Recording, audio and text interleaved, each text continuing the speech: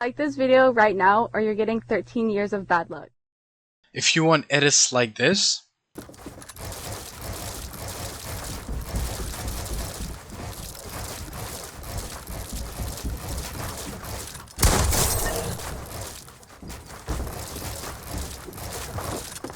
then I definitely recommend you guys watching the entire video, as I go through a ton of tips on how to improve your editing, both in speed and consistency. I did a part 1 of this video. The video will be linked in the description, but that video did pretty well, so I decided to do a part 2, and you guys did smash 1000 likes in my previous video, which was the like goal for me to do this video. This video has way better tips and tricks on how to improve your editing speed than my first video that I did. This video not only includes tips, but it also includes binds and sensitivities that you guys should use.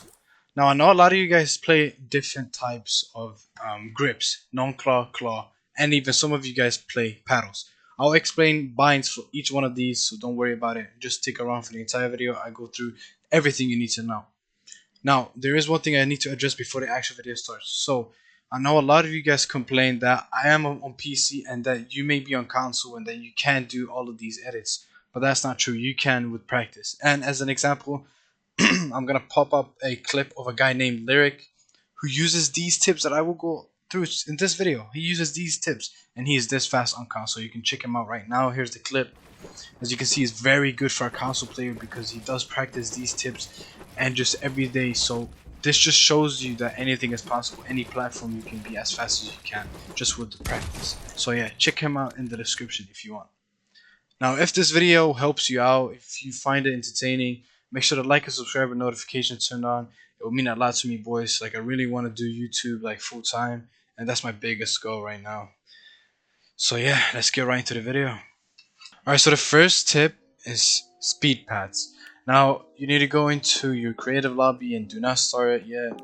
Go down to my island and creative, and then you want to go down to the speed pads. Now, you want to pick, it's called movement modulator. So you want to take this and put 2 of these down. You want to make one fast, you want to make it infinite, and then press OK. And then on this one you want to make it normal, infinite, OK. And then you double check, yep, that's good, and that's good. Now, I know a lot of you guys always ask me about my island settings because it looks kind of nice, right? So I'm gonna show you guys. So this is my island settings. You see? But yeah. So now that you've started your island, you should have these 2 here. You just go on this, you get the speed boost. And I'm gonna tell you guys why I do this. So when you edit with the speed boost and then go back to normal, it's gonna feel so much slower, like walking wise, and every edit is gonna hit. Trust me, this is like all the top editors do this, and I'm gonna show you guys a few edits that you can do with speed boost. So let's start off with double edits. So you do this.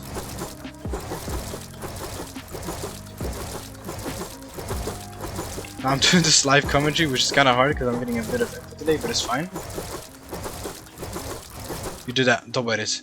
It doesn't matter. Like if you fail, you can only do 1. You can only do 2 of these double edits with the speed boost. That's completely fine. You just want to get used to the fast speed boost.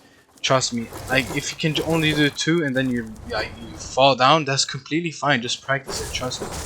And there's a couple of things you can do to make this easier. For example, you edit these 2, you put a ramp, and then you put these 2 down, and then you edit from the right side, and then go left side, right side. Now you will get way more time to edit. As you guys can see, like instead of me doing this, I almost have no time editing. But if I go and switch sides, I get way more time. So you guys can practice this if you can hit double edits that much. So yeah. We're still on the speed boost. I'm gonna show you guys a couple more like mechanics you can do to get better at editing. So now that you have the speed boost still on you, you can see by my feet screen. You want to do a double edit, reset the double edit, and then you want to do it again in a different direction as much as you possibly can. So I'm gonna show you guys the hard version and then the easier version for the people that cannot do this. So you go up, you double edit, you reset, you put a ramp, and you do this.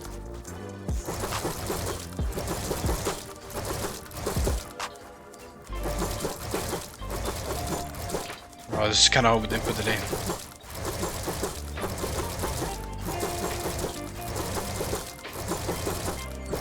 But yeah, that's a hard one. Just practice as much as you can. Even if you can only do 2 in a row, that's completely fine. Just keep practicing it and you'll get it done. Now let's do the easier one. You edit, you reset, and then you ramp up twice instead of once. So you get more time to like focus and get everything done.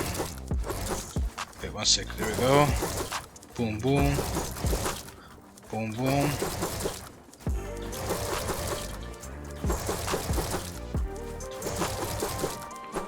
And then there you have it. Alright, so now we come into the final part of the speed pads, I guess. I don't know what they're called. I call them speed pads. But this final mechanic before we go into normal speed, and you guys will see the difference, trust me, is these. These are probably the hardest out of everything I've shown you, and I still cannot do this that fast. But you want to edit that and then this, and you want to do it as much as you possibly can.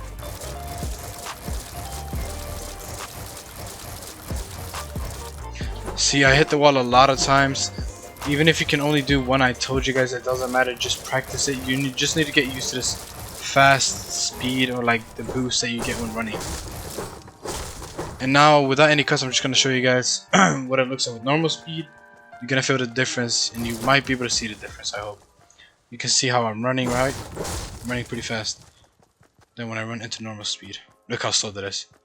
That feels incredibly slow for me. And look, I'm running way slower. This is way easier now for me. Like, I've adapted to the speed boost, right? I can do way more things. Boom. Boom. See? And then, oh, what else did I do? I did this, yeah. See? Practice is key, boys. I'm telling you guys. This speed pad, the speed boost thingy, it is probably one of the best things I've ever, like, done. Like, ever learned, I guess. It helped me so much. What else did I do? I did something else. Oh yeah, I did this.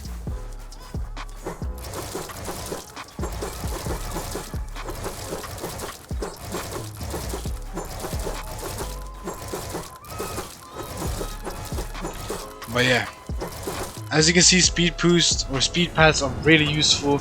I recommend you guys doing them a lot, and then switching to normal when you're warming up, and you will feel way faster. It's crazy.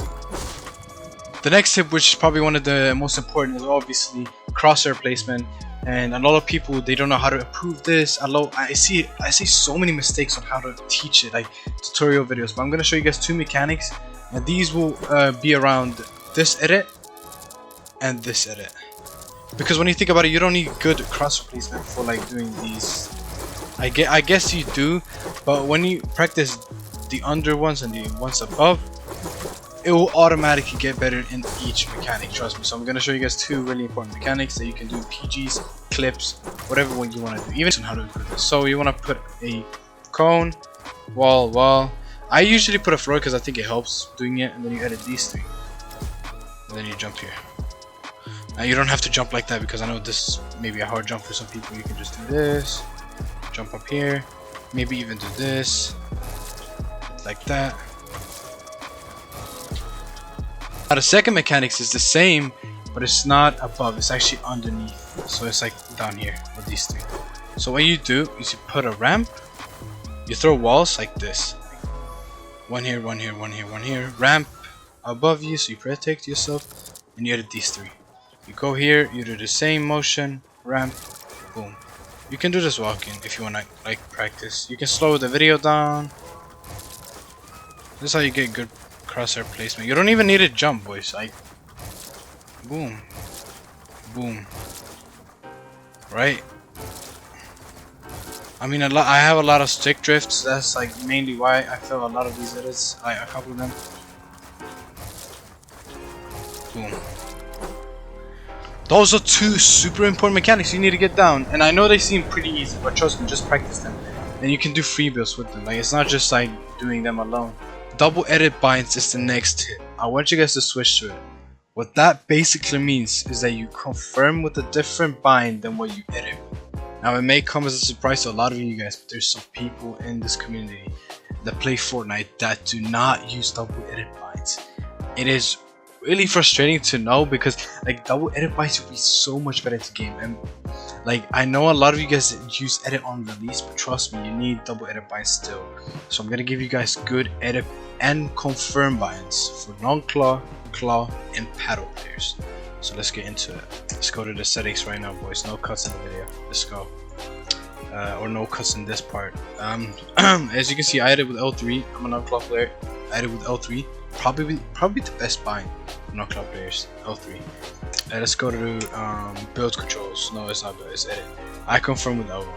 This is by far the best confirm bind in my opinion, because L2 and R2, when you press them, you have to hold them in. Like, it goes deeper than what the L1 and R1 does. So it takes longer for it to process in the game.